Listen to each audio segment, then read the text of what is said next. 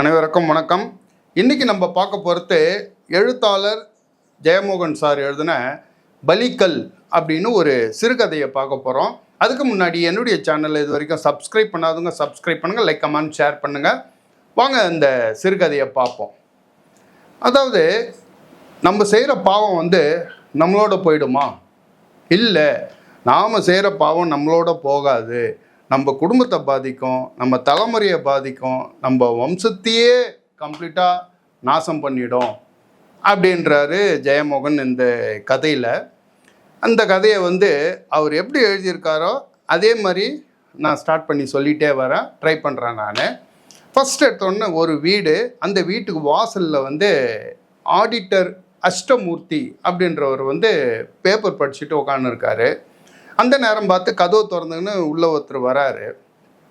அவரை பார்த்த உடனே இவர் அஷ்டமூர்த்தி மனசுக்குள்ளே நினைக்கிறாரு, இவர் நான் முன்ன பின்ன பார்த்தது இல்லை, யாருன்னு தெரியலையானோடனே அவர் வரவர், சார் வணக்கம் சார், அஷ்டமூர்த்தின்றவங்க நான் தான், வாங்க அப்படின்னோன்னா, சார் என் பேர் பரமசிவம் சார், தென்காசி பக்கம் புளியரை என்னுடைய ஊர் அப்படின்ற வந்தவன். அப்போ இவர் நினச்சி பார்க்குறாரு, நான் வேலை பார்த்ததெல்லாம் கேரளாலெல்லாம் வேலை பார்த்தேன், எனக்கு தென்காசி பக்கம் நமக்கு யாருமே இல்லையே அப்படின்னு. உட்காருங்க அப்படின்னு சொன்னோன்னே அவர் வந்த பரமசிவன் சொல்கிறாரு, சார் உங்கள் அப்பா பேர் தானே சார் முத்தாலத்து சங்கரன் போத்தி?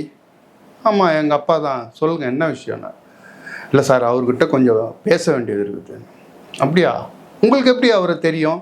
இல்லை சார், உங்கள் அப்பாவுக்கு தெரிஞ்சவர் ஒருத்தர் எனக்கு தெரியும் சார், அவர் சொல்லி தான் உங்கள் அப்பாவை பார்க்கலான்ட்டு பார்த்துட்டு வர சொன்னார், அதுக்காக தான் வந்தேன் அப்படின்னு இந்த பரமசிவம் வந்தவர் சொல்கிறார். அப்போ ஆடிட்டர் மூர்த்தி சொல்கிறாரு, எனக்கு என்ன வயசு தெரியுமா உங்களுக்கு அப்படின்றார். அப்போ பரமசிவம் சொல்கிறார், தெரியல சார் அப்படின்னு. எனக்கு வயசு 63. அப்போனா எங்கள் அப்பாவுக்கு என்ன வயசு தெரியுமா? எங்கள் அப்பாவுக்கு 94. அப்படியேப்பட்ட இந்த வயசில் நீங்கள் அவரை பார்த்து என்ன பேசி என்ன தெரிஞ்சுக்க போகிறீங்க அப்படின்ட்டு ஆடிட்டர் கேட்குறாரு. இப்போ தான் பரமசிவன் என்ன சொல்கிறாரு, சார் நான் விஷயத்த சொல்லிடுறேன். நான் ஒரு ரியல் எஸ்டேட் புரோக்கர் சார். எனக்கு தென்காசியில் ஒரு பெரிய ஒரு தோப்பை விற்று கொடுக்க சொல்லி எனக்கு சொன்னாங்க. அந்த தோப்பை நான் போய் பார்த்தேன். பெரிய தோப்பு சார், தென்காசியில் மா பலா தென்னை அப்படி இப்படின்னு சொல்லிட்டு மிகப்பெரிய ஏறக்குறைய 147 ஏக்கர் நிலப்பரப்புள்ள பெரிய பண்ணை சார். அதை விற்று கொடுக்க சொன்னாங்க. அது அவர் பேர் சண்முகலிங்கம். அவர் சென்னையில் இருக்கார் சார். அவர் தான் சொன்னார். நான் சரின்ட்டு நான் போய் பார்த்தேன். அந்த தோப்பை இப்போ ஒரு வாட்ச்மேன் தான் நிர்வாகம் பண்ணிகிட்டு இருக்கான். அதில் வர நல்லது கெட்டது எல்லாத்தையும் அவனே பார்த்துன்னு இருக்கிறான்.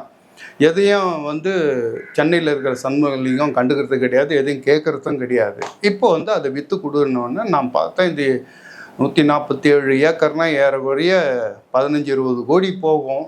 அதை அவ்வளோ விலை கொடுத்து வாங்குறதுக்கு இன்றைக்கி ஒன்று அரசியல்வாதியாக தான் முடியும்.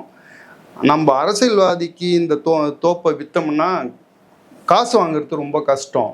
அதனால் ஒரு நல்ல பார்ட்டியாக நான் கேரளாவில் யாராவது இருக்காங்களான்ட்டு தேடி பார்த்தேன் சார். அப்போ தான் கேரளாவில் ஜார்ஜ் தாமஸ் வடக்கன் அப்படின்னு சொல்லிட்டு ஒருத்தர் கேள்விப்பட்டேன். அவரை கூட்டுன்னு இடத்த காமிச்சேன். அவர் வந்தார், தோப்பை பார்த்தாரு. என் கூட நானும் சண்முகலிங்கம் தான் கூட இருந்தோம். எல்லாம் சுற்றி பார்த்துட்டு தெரிஞ்சுக்கிட்டாரு, இந்த தோப்பை பார்த்துக்கிறதுக்கு இப்போ ஆள் கிடையாது, இந்த வாட்ச்மேன் மட்டும்தான் பார்த்துன்னு இருக்கிறான். அதனால் பார்த்துக்கிறதுக்கு ஆள் இல்லாதனால இந்த சண்முகலிங்கம் இந்த தோப்பை விற்றுறதுக்கு ட்ரை பண்ணுறாரு அப்படின்னா அந்த நேக்கை நல்லா தெரிஞ்சுக்கினார். ஏன்னா அவர் கேரளாக்காரர் இல்லையா சார். அதனால் அவர் என்ன பண்ணார், அந்த 147 ஏக்கர் நிலத்தை 4 கோடிக்கு கேட்குறாரு. 4 கோடிக்கு இஷ்டம் இருந்தால் கொடுங்க, அதுக்கு மேலே ₹1 நான் தரமாட்டேன், இல்லைன்னா விட்டுருங்க அப்படின்ட்டார். எனக்கு அப்படியே தூக்கி வாரி போட்டுது சார். 147 ஏக்கரை 4 கோடிக்கு விற்கிறதுனா இது வியாபாரம் கிடையாது சார், இது தானம் இது. ஆனாலும் என் கூட நின்று இந்த சண்முகலிங்கன் தனியாக கூட்டுன்னு போய் பரமசிவம், இது அதெல்லாம் பார்க்காத, 4 கோடின்னா கூட பரவாயில்ல, நீ முடிச்சிடு அப்படின்னு சொல்லிட்டு அவர் சென்னைக்கு போயிட்டார் சார். அதுக்கப்புறம் பேசணும். பேசுனதுக்கப்புறம் அட்வான்ஸ் வந்து பரிமாறிக்கிட்டாங்க. அட்வான்ஸ் கொடுத்துட்டு அதுக்கப்புறம் சண்முகலிங்கம் சென்னைக்கு போயிட்டார். ரிஜிஸ்ட்ரேஷன் என்றைக்கு வைக்கலாம் அப்படின்னு சொல்லிட்டு டேட்டு வந்து குறித்து வச்சுருந்தோம் சார். இதுக்கு நடுவில் இந்த அட்வான்ஸ் கொடுத்துட்டு போன அந்த ஜார்ஜி தாமஸனுடைய பையன் வந்து இடுக்கிலேருந்து தொடுபுழாக்கு காரில் வந்துன்னு இருக்கான் சார். வந்துன்னு இருக்கும்போது திடீர்னு ஆக்சிடெண்ட் ஆகி கார் போய் பள்ளத்தில் விழுந்துட்டு அவனுடைய உடம்பை எடுக்கிறதுக்கு 4 நாள் ஆயிடுச்சு சார். இதை கேள்விப்பட்ட ஜார்ஜி தாமஸ் வந்து மனசு உடஞ்சி போயிட்டார். அப்படியே ஒரு 2-3 மாதம் ஆச்சு. நான் மொல்லமாக போயிட்டு தாமஸ்கிட்ட கேட்டேன், என்ன சார் ரிஜிஸ்ட்ரேஷன் சொன்னீங்களே வச்சுக்கலாமா, நான் சென்னைக்கு போயிட்டு அவர் ஓனரை கூப்பிட்டுட்டு வரட்டுமா அப்படின்ட்டு கேட்டேன். அதுக்கு ஜார்ஜ் வந்து இல்லை, எனக்கு ரொம்ப பையன் போயிட்டான், மனசு ரொம்ப கஷ்டமாக இருக்குது, நான் கொஞ்சம் தள்ளி போட்டுடலாம், அதுக்கு முன்னாடி ஒரு ஜோசிக்காரங்கிட்ட நம்ம பார்க்கணும் அப்படின்னு சொன்னார் சார். அதனால் நான் அவர் சொன்ன ஜோசியக்காரியை நம்ம மாவேலி கரையில் ஒரு நம்பூதிரி ஒருத்தர் இருக்கார், அவர்கிட்ட நீங்கள் கேட்டு வந்து சொல்லுங்கள் அப்படின்னோடனே ஒரு நாள் அவர்கிட்ட போய் கேட்டு நான் ஜார்ஜி தாமஸு அவருடைய மனைவி 3 பேரும் போயிட்டு அந்த ஜோசிகார நம்பூதிரிக்கிட்ட போய் உக்காந்தோம் சார். நேற்று தான் போய் உக்காந்த மாதிரி எனக்கு தெரியுது சார். உட்காந்து அந்த ஜாதகத்தை அந்த ஜோசிகார நம்பூதிரிக்கிட்ட வந்து தாமஸ் கொடுத்தாரு. அதை பிரித்து அப்படி பார்க்கும்போது தாமஸ் சொன்னார், எங்கள் குடும்பத்தில் ஒரு துக்கம் ஒன்று அப்படின்னும் போதே அந்த ஜோசிகார் பையன் போயிட்டுருப்பானே அப்படின்னாரு. உடனே இவர் தாமஸு, ஆமாம் சாமி என்ன பண்ணுறதுன்னே தெரியல எனக்கு, என் குடும்பத்தில் இது ஒரு பெரிய துக்கம் ஆயிடுச்சுன்னொன்னே அந்த ஜாதகத்தை பிரித்து பார்க்குற அந்த நம்பூதிரி, ஒரு பாவம் ஒன்று ஒட்டிக்கிட்டு இருக்குது உங்கள் குடும்பத்து மேலே, அதனால தான் அந்த பிரச்சனை நடந்திருக்குது அப்படின்னு. பாவமா, அது எப்படி சாமி அப்படின்னு தாமஸ் கேட்டார். நீங்கள் சமீபத்தில் ஏதாவது வீடு கிடு எதனா வாங்கியிருக்கிறீங்களா? இல்லைங்க வாங்கலை. நகை எதனா வாங்கியிருந்தீங்களா? இல்லைங்க. வேறு எதனா? இல்லை, ஒரு இடம் ஒன்று போய் பார்த்தோம், ஒரு தோப்பு, இன்னும் அதை கூட நான் வாங்கலை, வெறும் அட்வான்ஸு தான் கொடுத்துருக்குறேன், இன்னும் வாங்கக்கூட இல்லை, அதுதான் இப்போ கொஞ்ச நாளுக்கு முன்னே நான் அட்வான்ஸ் கொடுத்தாரு. அதுதான் அந்த தோப்பு மேலே மிகப்பெரிய சாபம் ஒன்று விழுந்து இருக்குது, அதை நீங்கள் வாங்கினீங்க, நீங்கள் வாங்கிறதுக்கு முயற்சி பண்ணியிருக்கீங்க, அந்த பாவத்தினுடைய நாள் தான் இப்போ உங்கள் குடும்பத்தை அடிச்சிருக்கு அப்படின்ட்டு நம்பூதிரி சொன்னார் சார். உடனே அதை கேள்விப்பட்டு ஜாதகத்தை எடுத்துக்கிட்டு வெளியில் வந்து, சாமி இதுக்கு என்ன தான் பண்ணுறது, ஒன்றே நீங்கள் பண்ண வேணாம், நீங்கள் அட்வான்ஸ் தானே கொடுத்துக்கிறீங்க அதை வாங்கிறதுக்கு, அந்த அட்வான்ஸை கூட திரும்பி வாங்காதீங்க, பையன் போயிட்டான்ல அதோடு போய் விட்டுருங்க, இது வரைக்கும் குடும்பம் தப்பிச்சது இல்லை, அதுதான் உங்களுக்கு லாபம், இனி அந்த இடத்தெல்லாம் எதுலேயும் போகாதீங்க, இதோட விட்டுருங்க அப்படின்ட்டார் சார் நம்பூதிரி. சரின்ட்டு வெளியே 3 பேர் வந்தோம். வரும்போதே அந்த அம்மா நம்பூதிரிக்கிட்ட மறுபடியும், சாமி நாங்கள் இன்னும் அந்த இடத்த கூட வாங்கலை, அட்வான்ஸு தான் கொடுத்தோம், இப்படி இருக்கும்போது என் பையன் ஏன் சாமி, என் பையனுக்கு ஏன் சாமி இப்படி ஆச்சு அப்படின்னு ஜோசியரை பார்த்து அந்த அம்மா அழுதுன்னே கேட்டுது. அம்மா ஒன்று நல்லா தெரிஞ்சுங்க, பாவங்கிறது ஒரு ஒட்டுவாரொட்டி மாதிரி, நாம் சாப்பிட்ற சாப்பாட்டில் கூட ஏறி வந்து நம்மளை வந்து பிடிச்சிக்கும், அதனால தான் பெரியவங்க சொல்லியிருக்காங்க, துஷ்டனை கண்டா கூட தூர விலகு அப்படின்னு சொல்லிட்டு. அப்படின்னோடனே அந்த அம்மா மறுபடியும் அழுதுங்கன்னு, அதுக்குன்னு இப்படியா சாமி அப்படின்னு. என்னம்மா பண்ணுறது, நீ எதை கேட்டாலும் ஜோசியக்காரன் ஒன்று தான் சொல்லுவான், எல்லாம் விதியோட கணக்கு, போயிட்டு வாங்கம்மா அப்படின்னு அவர் கையெடுத்து கும்பிட்டாரு. வெளியில் வந்தோடனே ஜார்ஜ் என்கிட்ட தீர்மானமாக சொல்லிட்டார், எனக்கு அந்த இடமும் எதுவுமே வேணாம், அந்த அட்வான்ஸு கூட எனக்கு வேணாம், இனிமேல் என்கிட்ட நீ வராத அப்படின்னு. நானும் எவ்வளோ தூரம் ஜார்ஜிக்கிட்ட கேட்டு பார்த்தேன் சார், ஏன்னா பூஜை கீஜை எல்லாம் பண்ணி எதனா ஒன்று பண்ணி இது பண்ணிக்கலாம் சார், அதெல்லாம் ஒன்றும் இல்லை சார், நம்ம வேறு ஜோசிக்கிட்ட ஒன்றே எனக்கு தேவையே இல்லை, அந்த அட்வான்ஸ் கூட எனக்கு வேணாம் அப்படின்னு சொல்லிவிட்டு அவர் ஒய்ஃபை கூப்பிட்டுக்கிட்டு போயிட்டார் சார். இதை நான் நேராக போயிட்டு சென்னையில் இருக்கிற சண்முகலிங்கத்துக்கிட்ட சொன்னேன், சார் இது மாதிரி ஆயிடுச்சு, ஜார்ஜி தாமஸ் வந்து இடம் வேணான்ட்டார், அட்வான்ஸ் கூட வேணான்ட்டார், இது மாதிரி என்ன ஆச்சு அப்படின்னு இது மாதிரிலாம் ஆயிடுச்சு. ஜோசிகாரங்கிட்ட போனோம். ஜோசிகாரன் தீர்மானமாக சொல்லிட்டான், அந்த இடத்த மேலே சாபம் இருக்குது அப்படின்னு சொல்லிட்டு, அதனால் ஜார்ஜ் வந்து வேணான்னுட்டார் சார் அப்படின்னோடனே சண்முகலிங்கமும் அப்படியே வெறுத்து போயிட்டு, சரி அந்த ஆள் அட்வான்ஸை நமக்கு என்னத்துக்கு, நான் எதாச்சும் கொடுத்துரு, அந்த ஆள் காசு நமக்கு என்னத்துக்கு அப்படின்னு சொல்லிகிட்டே இருக்கும்போது சண்முகலிங்கத்தோட ஒய்ஃபு உள்ளே இருந்து அப்படியே தலையிலேயே அடிச்சுக்கிட்டு என்கிட்ட ஓடியாந்தாங்க சார். பரமசிவம், அந்த நம்பூதிரிக்கிட்ட அவங்கள கூட்டுன்னு போனதில்ல, அந்த நம்பூதிரிக்கிட்ட எங்களையும் கூட்டுன்னு போ பரமசிவம், எங்கள் குடும்பத்துலேயும் அதே மாதிரி தான் நாசம் ஏற்பட்டுக்கிட்டே இருக்குது அப்படின்னு அந்த அம்மா ஓன்னு அழுதுகிட்டு என்கிட்ட கூட்டிகிட்டு போங்க அப்படின்னுச்சு சார். இப்போ நான் சண்முகலிங்கத்தையும் அந்த அம்மாவையும் கூட்டுன்னு போகலான்ட்டு நான் அந்த நம்பூதிரிக்கிட்ட கூட்டுன்னு போகலான்னு வந்தேன். சரி, ஆடிட்டர் கேட்குறாரு, சரி பரமசிவம், இதெல்லாம் எங்கிட்ட ஏன் சொல்கிறீங்க?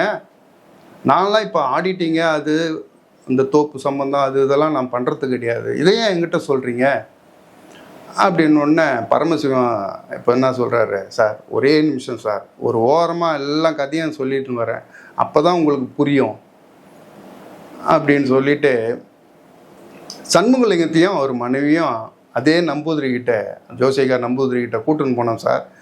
இவங்க ஜாதகத்தை பார்த்தோன்னு திருப்பி கொடுத்துட்டாரு.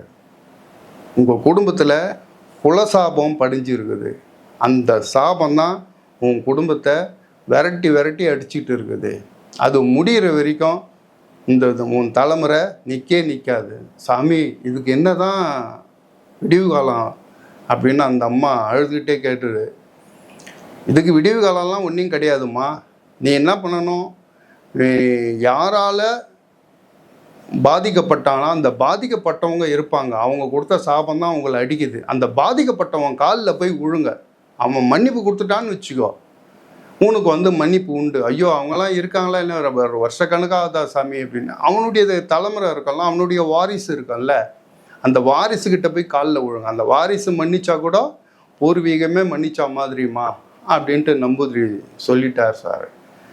அப்படின்னு சொல்லும்போது தான் இந்த பரமசிவம் அந்த கதையை சொல்ல தான் இப்போ ஆடிட்டர் மூர்த்திக்கு கொஞ்சம் அப்படியே புடி கிடைக்க ஆரம்பிக்குது. எதுக்காக இந்த பரமசிவம் என்ன தேடின்னு வந்தான், எதுக்காக எங்கள் அப்பாவை பார்க்கணும் அப்படின்றான் அப்படின்னு சொல்லிட்டு இப்போ தான் ஆடிட்டருக்கு மொல்லமாக புரிய ஆரம்பிக்குது.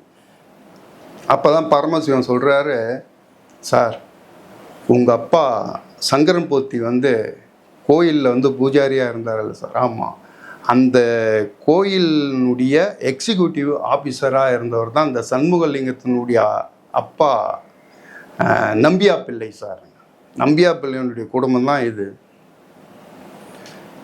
நம்பியா பிள்ளைக்கு வந்து மொத்தம் 3 பசங்க, 1 பையன், 2வது பொண்ணு, 3வது தான் இப்போ இருக்கிற அந்த சண்முகலிங்கம்.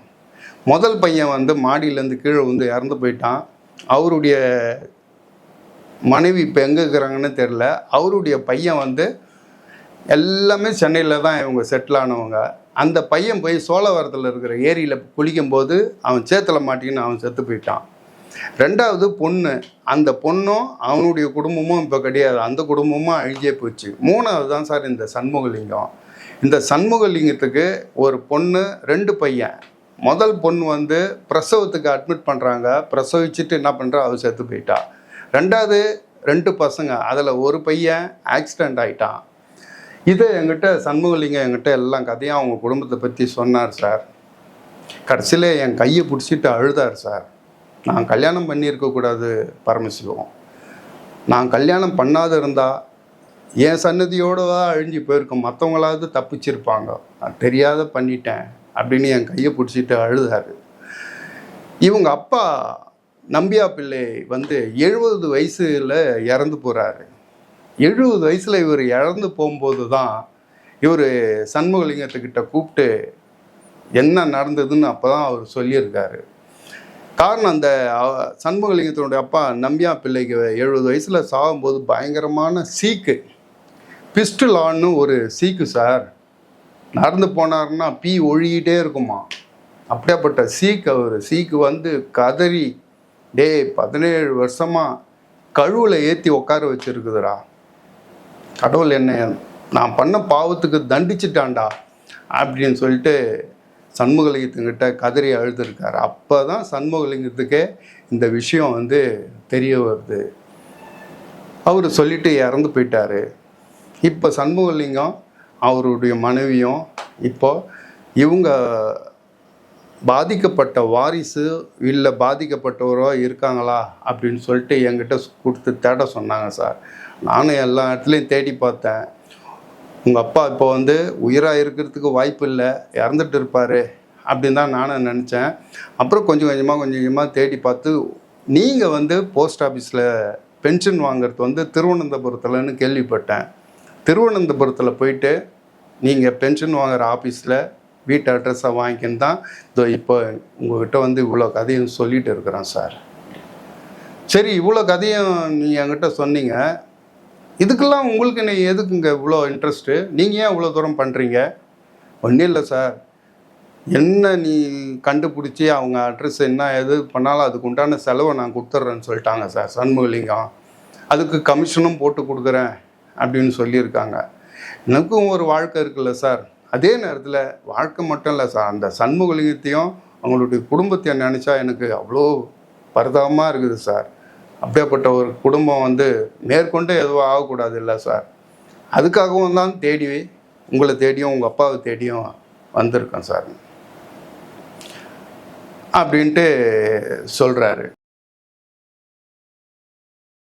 சரி, நீ இப்போ என்ன பண்ண சொல்கிற பரமசிவம் என்ன அப்படின்னு கேட்குறாரு ஆடிட்டரு. சார், ஒன்றும் இல்லை சார், உங்கள் அப்பா வந்து உயிராக இருக்கார் அப்படின்னு சொல்லிட்டு சண்முகலிங்கத்துக்கிட்ட சொல்லிட்டேன் சார். இப்போ அவரும் அவர் மனைவியை வந்து பெரியவர் காலில் விழுந்து மன்னிப்பு கேட்கணும் சார். அவ்வளோதான் சார், வேறு ஒன்றும் இல்லை சார்.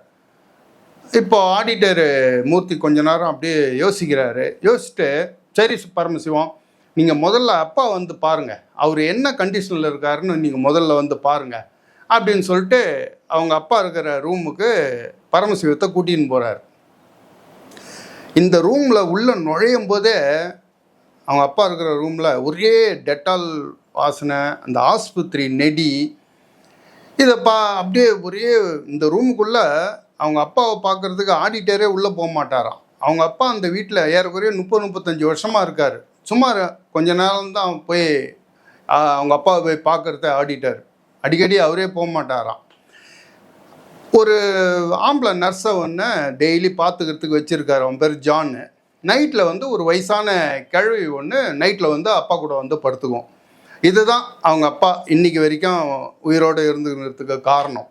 இப்போது பரமசிவம் ஆடிட்டரும் மொல்லமாக அவங்க அப்பா ரூமுக்கு போன உடனே அவங்க அப்பா அப்படியே கட்டிலில் அப்படியே கால் நீட்டிட்டு உட்காந்துன்னு இருக்காரு. இந்த 2 கையும் அப்படியே தொடைக்கு நடுவில் வச்சுட்டு எதிர்க்கிற ஜன்னலை அப்படியே பார்த்துக்கிட்டு உட்காந்துன்னு இருக்காரு அவங்க அப்பா. இவங்க 2 பேர் வந்த சவுண்டை கேட்டுட்டு திரும்பி பார்த்துட்டு, யார் அப்படின்றார். ஒன்றும் இல்லைப்பா, உங்களை பார்க்குறதுக்காக ஒருத்தர் வந்திருக்காரு. டேய், அந்த ஜன்னலில் குருவி வந்துக்கினே இருக்குதுடா, அந்த ஜன்னலை சாத்த சொல்லுங்கடா அப்படின்றாரு. எப்பா, உங்களை பார்க்குறதுக்கு வந்திருக்காரு, கொஞ்சம் பேசணுமா அவங்கக்கிட்ட அப்படின்னோடனே அப்பா சொல்கிறாரு, இப்போ நான் கோயில் விஷயமெல்லாம் எதுவும் நான் டீல் பண்ணுறதில்ல, அங்கே ராமுன்னு ஒருத்தர் இருக்கான், அவங்ககிட்ட போய் கையெழுத்து வாங்கி ரசீது வாங்கிக்க சொல்லுங்க அப்படின்றார். அது இல்லைப்பா, கோயிலெலாம் இல்லை, இந்த 76 நடந்த ஒரு தெப்ட் கேஸை பற்றி பேசுறதுக்காக வந்திருக்காருப்பா இவர் அப்படின்றார் ஆடிட்டரு. இந்த 76 தெப்ட் கேஸுன்னொன்னே அப்பா உற்சாகமாக வந்து, அப்படியா 76 தெப்ட் கேஸா, அது ரொம்ப ஃபேமஸ் ஆச்சே, அதில் இவர் யார்? இல்லைப்பா, அதை பற்றி சும்மா அவங்ககிட்ட பேசுறதுக்காக வந்திருக்காரு, வாங்க வாங்க வந்து உட்காருங்க அப்படின்றார் அவர். இவர் பரமசிவம் போய் உட்காந்த உடனே, என்னங்க 76 தெப்ட் கேஸை பற்றி தெரியாதா? நீல மாணிக்கபுரம்னு ஒரு கோயில், அந்த கோயிலில் நடந்த தெப்ட் கேஸ் ரொம்ப ஃபேமஸ் ஆச்சே, பேப்பர்லாம் எழுதுனாங்களே, ரொம்ப எல்லாருக்குமே தெரியுமே. அந்த நீல மாணிக்கபுரம் கோயிலில் தான் சங்கரன் போத்தி அப்படின்ட்டு ஒரு பூஜாரி ஒருத்தர் இருந்தார். உங்களுக்கு தெரியும், கேள்விப்பட்டிருப்பீங்கன்னு நினைக்கிறேன். அந்த பூஜாரிக்கு வந்து அந்த ஊரில் ரொம்ப பழக்கம் உண்டு. எல்லாரும் அவரை வந்து ரொம்ப மரியாதையாக பார்ப்பாங்க. அந்த ஆளும் ரொம்ப நல்ல மனுஷன். ஆனால் குடும்பத்தில் பயங்கரமான வறுமை. அப்படின்னோன்னு பரமசிவம் ஆடிட்டரை பார்க்குறாரு. இப்போ ஆடிட்டரில் கம்முன்னு வாய முடியுன்னு அவர் சொல்கிறத கேளுங்க அப்படின்றார் ஆடிட்டரு. இப்போ அப்பா பேச ஆரம்பிக்கிறார். இந்த சங்கரம் பொத்தி இருக்கான் பாருங்க, அவனுக்கு ஒரு பெரிய வளர்ந்த பொண்ணு கல்யாண வயசில், அதுக்கப்புறம் ஒரு பையன், அதுக்கப்புறம் 3 பொண்ணுங்க. அது இல்லாமல் அவங்க அப்பா வேற. இவ்வளோ பெரிய குடும்பத்தை வச்சுக்கின்னு இவன் காப்பாற்றணும். வேற வருமானம் கிடையாது. கோயிலில் போய் பூஜை பண்ணால் உண்டு, இல்லை வேற யாருன்னா கூப்பிட்டுன்னு போனால் உண்டு. இவ்வளோதான். டெய்லி குடும்பத்தில் ஒரே வறுமை தான். ஒரு வேளை சாப்பாடு தான், 2 வேளை சாப்பாடுன்றது ரொம்ப அரிது. இப்படியாப்பட்ட சூழ்நிலையில் தான் இந்த சங்கரன் போத்தினோட குடும்பம் ஓடிட்டு இருந்தது. அப்போல்லாம் பார்த்தீங்கன்னா இந்த கன்னியாகுமரியில் வந்து 2 வகையான கோயில் இருக்கும். ஒன்று அறநிலையத்துறையில் சேர்ந்தது, இன்னொன்று வந்து அறநிலையத்துறையில் சேராத்து. இந்த சங்கரன் போத்தி வந்து கோயிலில் வேலை செஞ்சான் பாருங்க, அந்த கோயில் வந்து அறநிலையத்துறையில் சேராத்து. அறநிலையத்துறையில் சேர்ந்த கோயிலுக்கு சம்பளம் ஒழுங்காக வராது. ஆனால் சேராத இந்த கோயிலில் வேலை செஞ்ச இந்த சங்கரன் போத்திக்கு எங்கேருந்து சம்பளம் கொடுப்பாங்க? ஏதோ டெய்லி யாராவது கூப்பிட்டுன்னு போயிட்டு பூஜை கீஜைன்னு எது பண்ணி ₹1 ₹2 கொடுத்தா தான் உண்டு. மற்றபடி குடும்பத்துக்கு எந்த நேரமும் வறுமை தான். இப்படியாப்பட்ட சூழ்நிலையில் தான் இந்த சங்கரன் போத்தி இருக்கான் பாருங்க, அந்த கோயில் பூஜாரி, அவனை வந்து யாரோ கூப்பிட்டு ஆசை வார்த்தை காமிச்சிருக்காங்க. என்னமோ சொல்லிட்டு இருக்காங்க. என்ன சொல்லியிருக்காங்கன்னா, அந்த அம்பாள் கழுத்தில் நகை இருக்குது இல்லை பூஜாரி, அதை கொஞ்சம் எடுத்துன்னு வா.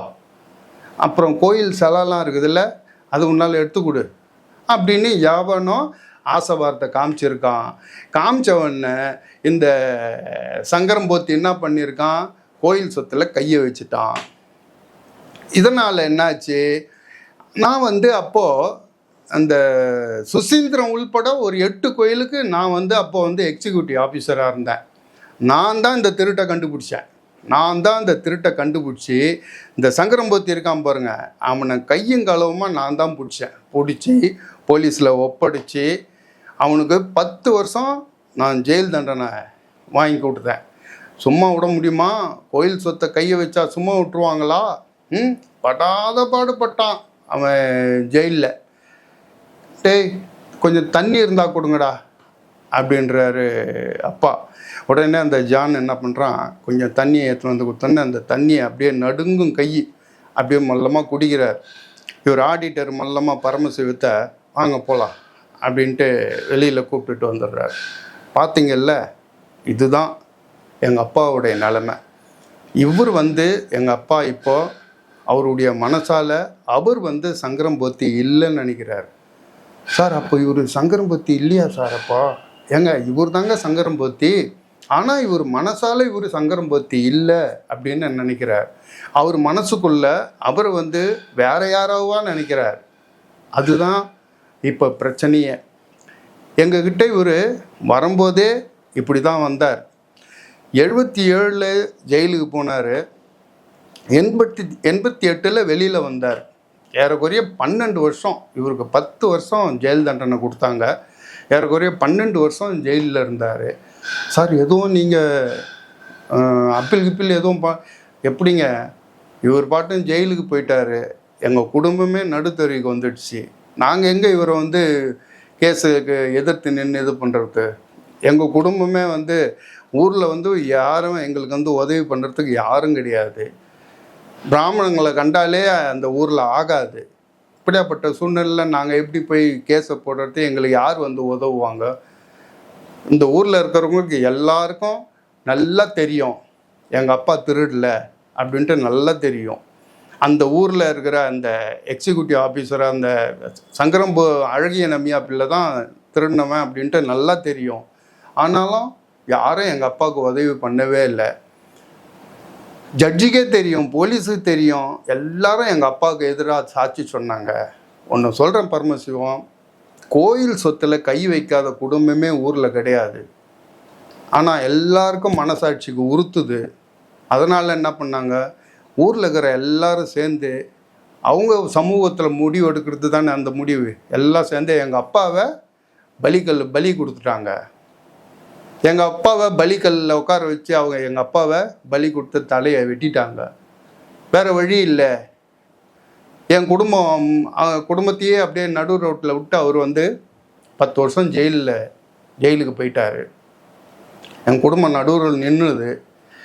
நாங்கள் தங்கியிருந்த வீடு வந்து கோயில் சொத்தில் வந்தது. கோயில் பூஜாரி வந்து நகையை திருட்டான், பூஜாரி திருடன் அப்படின்னு சொல்லிட்டு ஊர் ஜனமே எங்களை கல்லால் அடித்து திருத்தாத குறை. நாங்கள் அந்த வீட்டை விட்டு காலி பண்ணி நைட்டோட நைட்டாக பொருளெல்லாம் ஏற்றிக்கிட்டு ஒரு ஒத்த மாட்டு வண்டியில் நாங்கள் எல்லோரும் கிளம்பி வந்தோம். நேராக எங்கள் சித்தப்பா வீட்டுக்கு போனோம். எங்கள் சித்தப்பா கையெடுத்து கும்பிட்டார், தயவுசெய்து இந்த பக்கம் வந்துடாதீங்க அப்படின்ட்டு. அதுக்கப்புறம் எங்கள் பெரியப்பா வீட்டுக்கு போனோம். அவரும் தயவுசெய்து வராதிங்க அப்படின்ட்டாரு. இது நடுவில் எங்கள் தாத்தாவை வண்டியில் ஏற்றி வச்சுருந்தேன். எங்கள் தாத்தா இறந்து போயிட்டார். எங்கள் அம்மாட்ட சொன்னேன், அம்மா தாத்தா செத்துட்டார், படுக்கு உடம்பு ஜில்லுன்னு இருக்குது அப்படின்னு. என்ன பண்ணுறது? அந்த வண்டிக்காரங்கிட்ட எங்கள் அம்மா கையெடுத்து கும்பிட்டு அழுதா. அந்த வண்டிக்காரன் எங்கள் அம்மாவை பளீர்னு ஒரு அறை விட்டான். எனக்கு வந்து அப்போ 16 வயசு பரமசிவம். பார்த்துக்கிட்டு நின்றுன்னு இருந்தேன். நான் என்ன பண்ணுறது? 3-4 பொண்ணுங்க எல்லாரையும் வச்சு நடு தெருவில் நிற்கிறோம். அந்த வண்டிக்காரனே என்ன பண்ணால் எங்கள் தாத்தாவை எடுத்துன்னு போயிட்டு ஒரு இடத்துல எரிச்சான். நான் தான் கொல்லி வச்சேன். அதுக்கப்புறம் அவனே கொண்டு வந்து எங்களை மார்த்தாண்டத்தில் இறக்கி விட்டுட்டான்.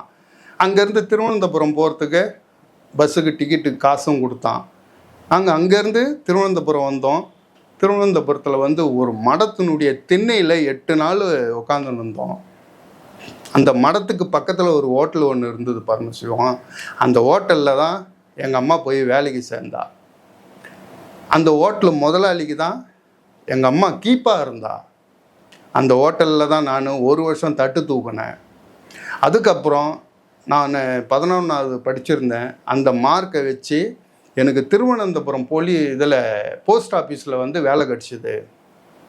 அதுக்கப்புறம் அங்கேயே ஒரு வீடு ஒன்று எடுத்து எங்கள் அம்மாவையும் அக்கா தங்கச்சிக்கெல்லாம் கூட்டின்னு வரலான்னு எங்கள் அம்மாவை கூப்பிட்றதுக்காக போயிருந்தேன் அந்த ஹோட்டலுக்கு. எங்கள் அம்மா வரவே மாட்டேன்ட்டா. ஏம்மா வரமாட்டேன்ற, உனக்கு இப்படியாப்பட்ட மானங்கட்ட தொழில் தான் உனக்கு தேவையா அப்படின்னு சொல்லிட்டு எங்கள் அம்மாவை வாய்க்கு வந்ததெல்லாம் திட்டினேன். ஆனால் எங்கள் அம்மா வரமாட்டேன்ட்டா. நான் வரல, நீ ஒன்றா உன் கூட பிறந்ததுங்களை ஒன்றா கூட்டுன்னு போ அப்படின்ட்டா. சரின்ட்டு எங்கள் அக்கா தங்கச்சிங்களை மட்டும் கூட்டின்னு வந்து அந்த வீட்டில் நான் வச்சுருந்தேன். அதுக்கப்புறம் ஒரு வாரம் கழிச்சு எங்கள் அம்மாவை கூட்டின்னு வரலாம், கையில் காலில் விழுந்தாவது கூட்டின்னு வந்துடலாம் அப்படின்ட்டு கிளம்பும்போது எங்கள் அம்மா இறந்து போயிட்டாங்க அப்படின்னு செய்தி வந்தது. இந்த குடும்பம் அழிஞ்சதை வந்து ஜெயமோகன் வந்து இந்த சீனை வந்து அவ்வளோ அற்புதமாக எழுதியிருப்பார். நம்ம படிக்கும்போதே அவ்வளோ கஷ்டமாக இருக்கும்.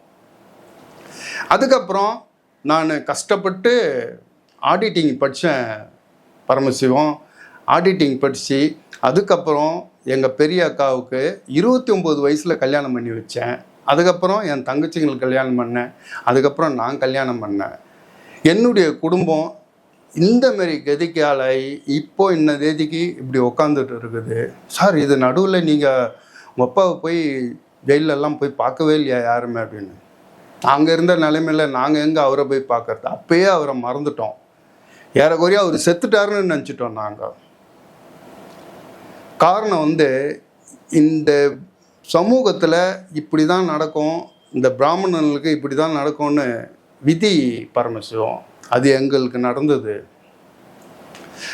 சரி சார், இப்போது அவர் பேசும்போது ஏதோ நான் தான் சுசீந்திரம் உள்பட எக்ஸிக்யூட்டிவ் ஆஃபீஸராக இருந்தேன்னு ஏதோ சொன்னாரா சார் அப்படின்னோடனே தான் இப்போ ஆடிட்டருக்கு டக்குன்னு ஏதோ ஒன்று உரைக்குது.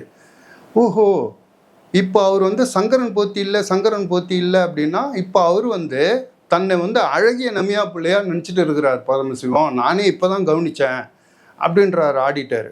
சரி சார், அவர் எதோ ஒன்றாலும் இருந்துட்டு போட்டோம், நான் உங்களை கூட்டுன்னு வரேன், அவர் காலில் வந்து உழட்டோம், அவர் மன்னிப்பு கொடுக்கட்டும் அப்படின்னு. இல்லை பரமசிவம், ஒன்று நல்லா தெரிஞ்சுக்கோ, இப்போது எங்கள் அப்பா வந்து அவரை வந்து சங்கரன் போத்தி இல்லைன்னு நினச்சின்னுக்கிறாரு. அப்போனா அவர் மனசில் வந்து தன்னை வந்து அழகிய நம்பியா பிள்ளைன்னு நினச்சின்னுக்கிறாரு. இந்த நேரத்தில் நீங்கள் அழகிய நம்பியா பிள்ளையுடைய பிள்ளைய கூட்டின்னு வந்து மன்னிப்பு கேட்க வச்சிங்கன்னா அவர் வந்து அந்த சண்முகலிங்கத்துக்கிட்ட எப்படி பேசுவார்? சார் அதெல்லாம் இருக்கட்டும் சார், அவர் எதுவானாலும் இருக்கட்டும், இவங்க வந்து காலில் விழுந்து மன்னிப்பு கேட்கட்டும், அவ்வளோதான். சரி, நீங்கள் வீட்டுக்கு இங்கே கூட்டினு வந்து நாங்கள் இங்கே வந்ததுலேருந்தே எங்கள் அப்பா ஜெயிலேருந்து வந்தவர் அப்படின்ட்டு என் பசங்களுக்கெல்லாம் யாருக்கும் தெரியாது. அது ஒரு பெரிய பிரச்சனை அப்படின்னு. அப்போ பரமசிவன் சொல்கிறாப்புல, சரி நீங்கள் ஒன்றா உங்கள் அப்பாவை வெளியில் எங்கன்னா கூட்டின்னு வாங்கலாம் சார். அதெல்லாம் முடியவே முடியாது, வெளியிலலாம் அவர் வந்து கூட்டின்னு வர முடியாது. சரி ஒன்று பண்ணுங்க, என் பையன்லாம் வந்து கல்யாணத்துக்கு போக வேண்டியது இருக்குது. அப்போ நானும் அப்பாவும் தனியாக தான் இருப்போம் வீட்டில். அப்போன்னா நீங்கள் அவங்கள கூட்டின்னு வாங்க, நான் உங்களுக்கு ஃபோன் பண்ணி சொல்கிறேன் அப்படின்றார் ஆடிட்டர். ஆனால் ஒன்று ஞாபகம் வச்சுக்க பரமசிவம், வந்து அவரை பார்த்துட்டு கம்முன்னு கிளம்பி போயின்னே இருந்துடணும். ஒரு அரை மணி நேரம் தான். பூஜாரியை கூட்டின்னு வரேன், பூஜை பண்ணுறேன் அப்படி இப்படின்ட்டுலாம் இங்கே பண்ணக்கூடாது, அதை எனக்கு சொல்லிவிடுங்க அவங்கக்கிட்ட. இல்லை இல்லை சார், சும்மா வரட்டும், வந்து அவங்க காலில் விழுந்து மன்னிப்பு கேட்கட்டும், அது ஒன்றும் போதும் எனக்கு. அப்போனா நான் உங்களுக்கு ஃபோன் பண்ணுறேன், நீங்கள் கிளம்புங்க அப்படின்னா பரமசிவம் கிளம்பி போகிறார். போனதுக்கப்புறம் ஆடிட்டரு மனசுக்குள்ளே நினச்சிட்டு இருக்கார், எங்கள் அப்பா வந்து தன்னை வந்து சங்கரன் போத்தியாக நினைக்கல அப்படின்னா, நான் அப்படி தானே நினச்சிட்டு இருந்தேன், சங்கரன் போத்தியாக நினைக்கலாம் வேற யாரோ நினச்சிட்டு இருக்காரு அப்படின்னு தான் நினச்சிருந்தேன். ஆனால் அவர் வந்து தன்னை வந்து அழகிய நம்பியா பிள்ளையாக நினச்சிருக்கிறாரு. அதான் ஏன் அழகிய நம்பியா பிள்ளை வந்து வாழ்க்கையில ஜெயிச்சவன், சங்கரன் போத்தி வந்து தோத்தவன். இந்த சங்கரன் போத்தி தோத்தவனை வெளியில் இறக்கிட்டு அவருடைய மனசுக்குள்ள அழகிய நம்பியா பிள்ளைய வந்து ஏற்றி வச்சுட்டார்.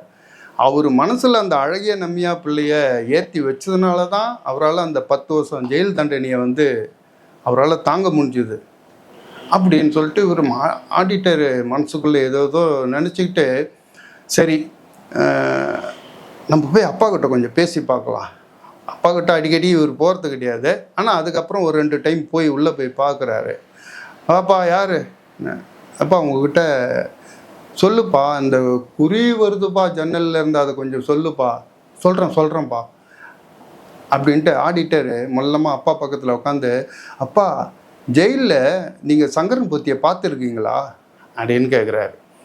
அதுக்கு அப்பா சொல்கிறார், நான் ஏன் பார்க்காத, அவன் வந்து அழுதுகினே இருப்பானே, ஐயா தப்பு பண்ணிட்டேன் ஐயா, கோயில் நகைகளை கையை வச்சுட்டேன் ஐயா, கோயில் நகையை திருட்டேன் ஐயா, மன்னிச்சங்க ஐயா, நான் தான் பண்ணிட்டேன் ஐயா, நான் தான், அவன் ஒன்றும் அழுவான், நான் பார்த்துருக்குறேன் அப்படின்றார் அப்பா. இல்லைப்பா, நகையை வந்து சங்கரன் போத்தி திருடல, அழகிய நம்பியா பிள்ளை தான் திருடினார் அப்படின்னு சொல்கிறாங்களப்பா அப்படின்னு ஆடிட்டர் சொல்கிறார். உடனே அப்பாவுக்கு கோவம் வருது, எந்த தெவட்டியா பையன் சொன்னான் அது மாதிரி? அந்த சங்கரன் போத்தி சொன்னான் நான் ஜெயிலில் உங்ககிட்ட, அவன் ஒரு அயோக்கியன், சாமி நகையை எடுத்து திருடிட்டு ஊரெல்லாம் நான் திருடலன்னு சொல்லிட்டு இருக்கிறானா? அயோக்கியனாச்சா, அயோக்கியன் அப்படி தான் பேசுவான் அப்படின்னு பதற ஆரம்பிக்கிறார். அதுக்கப்புறம் ஆடிட்டர் வெளியில் வந்துடுறார். வெளியில் வந்துட்டு இப்போ அவருக்கு என்ன பண்ணுறதுன்னு தெரியல. இப்படியாப்பட்ட ஒரு சூழ்நிலையில் வந்து அவங்க வந்து இப்போ அப்பாவை வந்து பார்க்குறது நல்லதா, வந்து பார்க்கலாமா அப்படின்னு இவருக்கு குழப்பம் இருக்கும்போது, இவங்களுடைய குடும்ப டாக்டர் அவர் தான் வந்து அப்பாவை இப்போ தற்சமயம் பார்த்துன்னுக்கிறவர். அந்த டாக்டர்கிட்ட போயிட்டு இந்த தகவலெல்லாம் சொல்கிறார் யார், ஆடிட்டர். இந்த தகவலெல்லாம் கேட்டோடனே அந்த டாக்டர் சொல்கிறாரு, ஐயா மூர்த்தி, இதுன்னா இவ்வளோ சிக்கலாக இருக்குது. இவர் வந்து இப்போ வந்து மனசுக்குள்ளே தன்னை அழகிய நம்பியா பிள்ளையா நினச்சிட்டு இருக்கிறாரு அப்படின்னா, இவர் எப்படி அவர் பையனுக்கு மன்னிப்பு கொடுப்பாரு? எப்படி அவர் பையன்கிட்ட இவர் பேசுவார்? எனக்கு ஒன்றுமே புரியலையே. இப்போ வந்து அழகிய நம்பியா பிள்ளையா அவன் பையன்கிட்ட பேசுவாரா, இல்லை சங்கரன் போத்தியா வெளியில் வந்து மன்னிப்பு கொடுப்பாரா? ஏன்னு கேட்டிங்கன்னா, இவர் மனசில் வந்து சங்கரன் போத்தின்ற எண்ணத்தை விட்டு வெளியில் வந்து 30-35 வருஷம் ஆகுது. இப்போ அவங்க வந்து மன்னிப்பு கேட்கும்போது அவர் மறுபடியும் சங்கரன் போத்தியாக வெளியில் வந்தாருன்னா, அவருடைய உடம்பும் மனசும் ஒரு மாதிரி ஒரு பதட்ட நிலைக்கு, ஒரு கொந்தளிக்க நிலைக்கு ஆளாயிடுவார். அப்படியாப்பட்ட சூழ்நிலை வந்து இப்போ இருக்கிற சூழ்நிலைக்கு அவர் உடம்புக்கு அது தாங்குமா? ஐயோ, அவர் உடம்புக்கு எதனா ஆகிட போகுது டாக்டர், அப்படின்னா நான் அவங்கள வரவேணான்னு சொல்லிட்டுமா அப்படின்னு ஆடிட்டர் கேட்குறாரு. ஒரு டாக்டராக இருந்து நான் சொன்னேன்னா அவங்கள வரவேணான்னு தான் சொல்லுவேன்.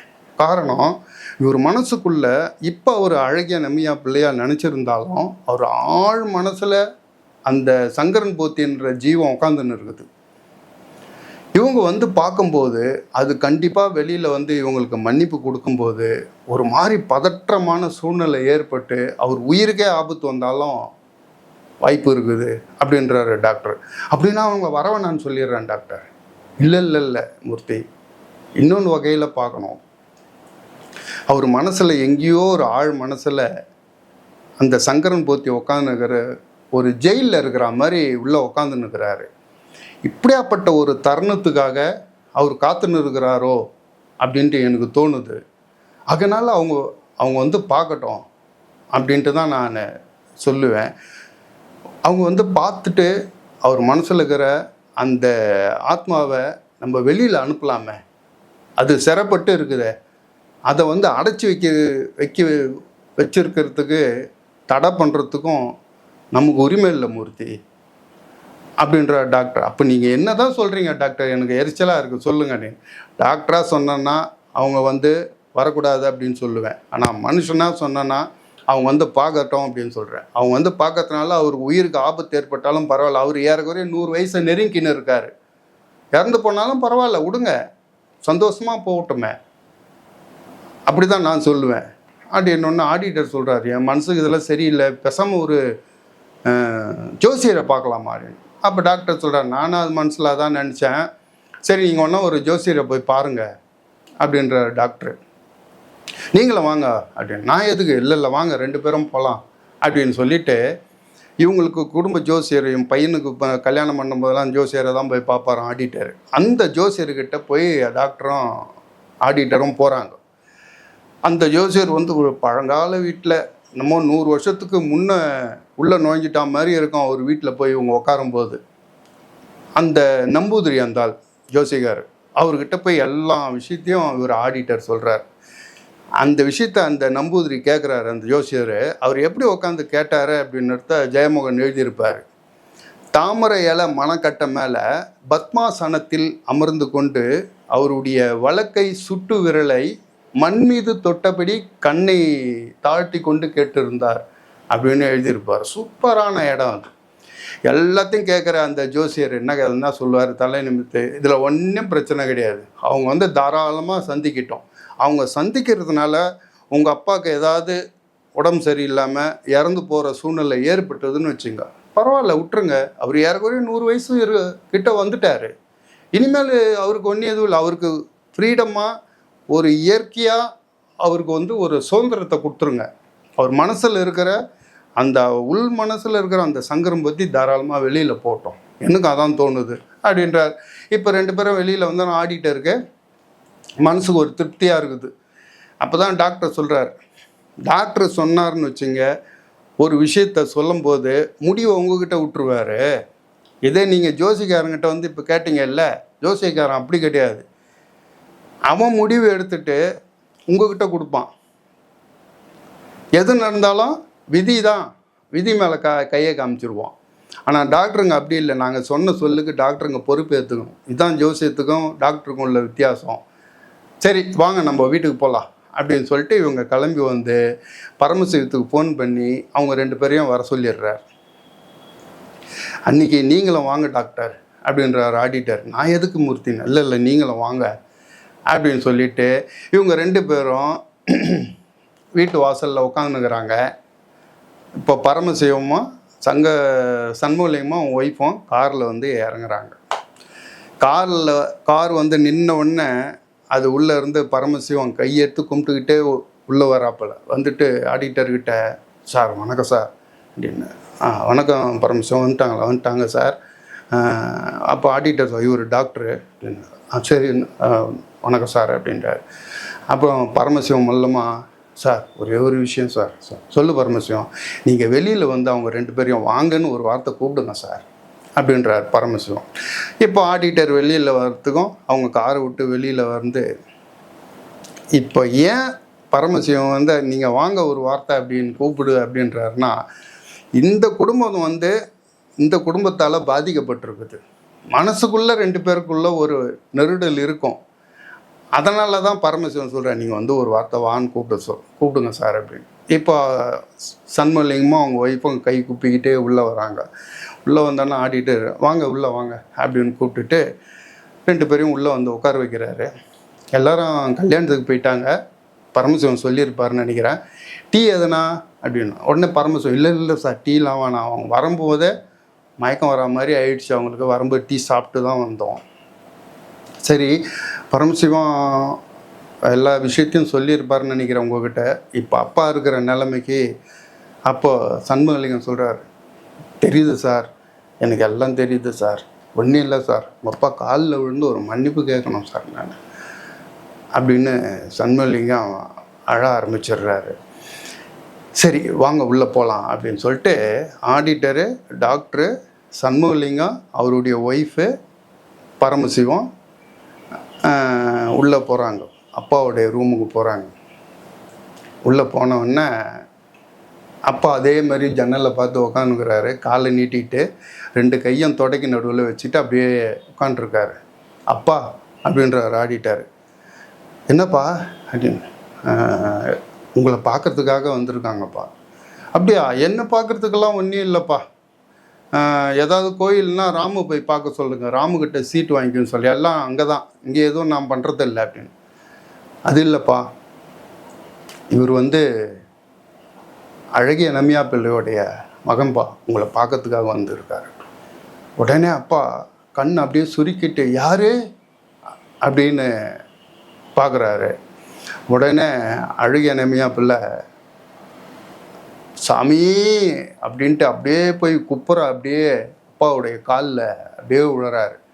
விழுந்துட்டு சாமி மன்னிச்சிருங்க சாமி, என்னை ஆசீர்வாதம் பண்ணுங்க சாமி, எங்கள் குடும்பத்தை ஆசீர்வாதம் பண்ணுங்க சாமி, கோயில் சொத்தை திருடிட்டு உங்களை ஜெயிலுக்கு அமிச்ச அந்த அழகிய நம்பியா பிள்ளை, அந்த மகா பாவி அழகிய நம்பியா பிள்ளையோடைய மகனாக்கும் நான், என்னை ஆசீர்வாதம் பண்ணுங்க சாமி, தெரியாமல் நடந்து போச்சு சாமி, தப்பு, ஆசீர்வாதம் பண்ணுங்க, என் குடும்பமே சில்லு சில்லாக செதறி போச்சு சாமி, என் குடும்பமே அழிஞ்சு போச்சு சாமி அப்படின்னு சொல்லிட்டு அப்பாவுடைய 2 காலையும் எடுத்து அவருடைய தலைமையில் வச்சுக்கிட்டு ஓன்னு கதறி அழுகிறார் சண்முகலிங்கம்.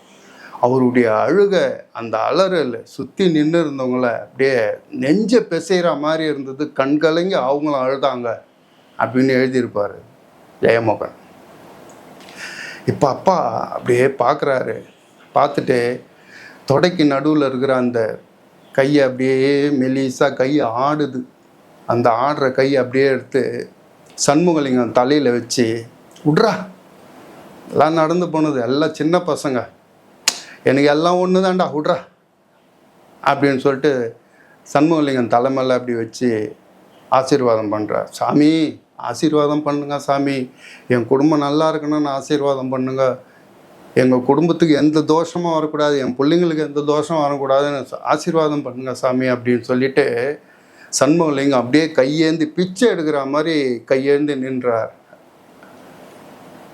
அப்பா என்ன சொல்கிறாரு, நல்லா இருறா, சிரேசும் பிரேசமாக இருறா, பொம்பளை பசங்களெல்லாம் நல்ல சந்தோஷமாக பார்த்துக்கோ, உனக்கு எந்த குறையும் வராதுடா, உன் பசங்களுக்கு யாருக்கும் எந்த குறையும், நல்லா இருப்படா அப்படின்னு சொல்லிட்டு அப்படியே படுத்துக்கிறாரு. அப்படியே இப்போ ஆடிட்டரு பரமசிவத்துக்கிட்ட அவங்கள கூட்டுன்னு போங்க வெளியில் அப்படின்னு.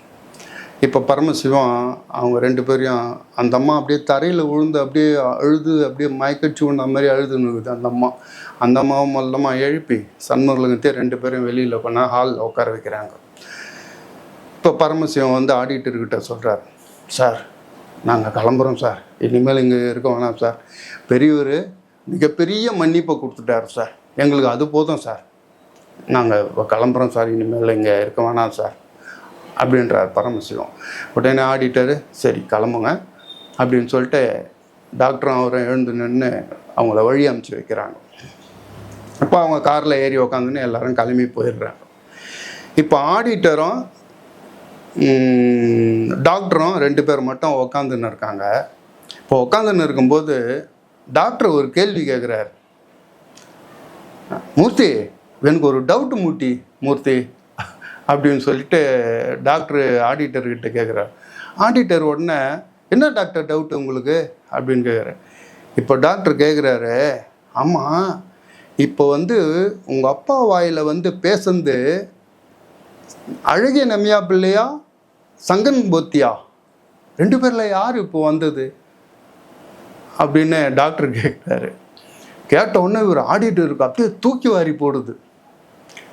உடனே இவங்க அப்பாவுடைய அறைக்கு ஓடி போய் பார்க்குறாரு. பார்த்தா அந்த ரூமில் வந்து அவங்க அப்பா அப்படியே மாரில் இப்படி கையை வச்சுட்டு வாய் அப்படியே திறந்துக்கின்னு இருக்கு, அப்படியே கண்மூடி படுத்திருந்தார் அப்படின்னு இந்த கதையை முடிச்சிடுறாரு ஜெயமோகன். இந்த கதையை என்னால் முடிஞ்ச அளவுக்கு சொல்லியிருக்கேன். இந்த கதை உங்களுக்கு பிடிச்சிருந்ததுன்னா ஒரு லைக் பண்ணுங்கள். நம்ம அடுத்த வீடியோவில் பார்ப்போம். பை.